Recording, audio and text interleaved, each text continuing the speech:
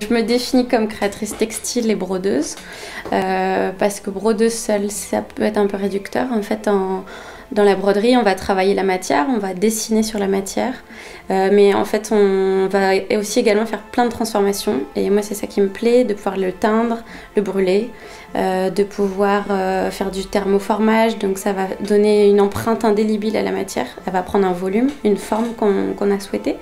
Et on va aussi des fois contrarier les fils déjà préexistants par d'autres. Donc c'est pas que de la broderie, c'est écrire ses propres dessins sur la matière. C'est un travail que je réalise pour le marché malaisien. Je reprends l'inspiration vraiment très arabesque et ornementale de leur broderie. C'est une soie sauvage que j'ai teintée artisanalement, qui me donne également des nuances de vert. Moi, je le destine principalement à la décoration intérieure. Après, je présente toujours mes échantillons libres. Donc, le client, lui, peut se projeter sur du vêtement, de l'ameublement, de la galerie, etc. Au final, si on veut se réinventer, au maximum, on va toujours chercher à aller plus loin soi-même.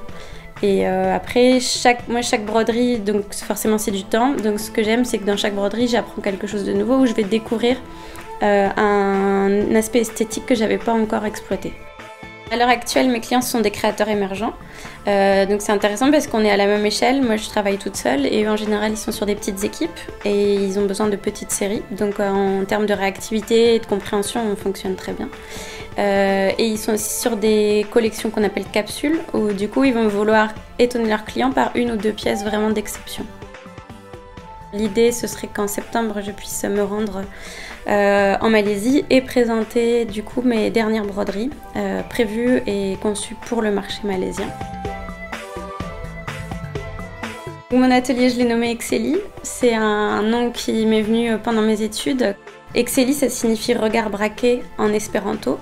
Regard braqué parce qu'à chaque collection ou à chaque échantillon, je vais braquer mon regard et mon intérêt sur un fait soit sociologique, philosophique ou esthétique.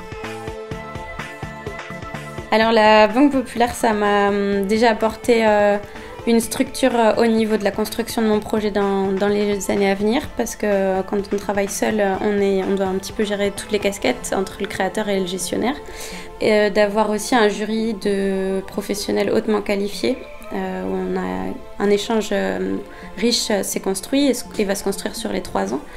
Et ensuite me pousser à développer encore plus la créativité, puisque je sais que si cette bourse m'a été accordée, c'est qu'ils espèrent des résultats. Donc il faut que je réponde à ça et que je sois à la hauteur de cette bourse.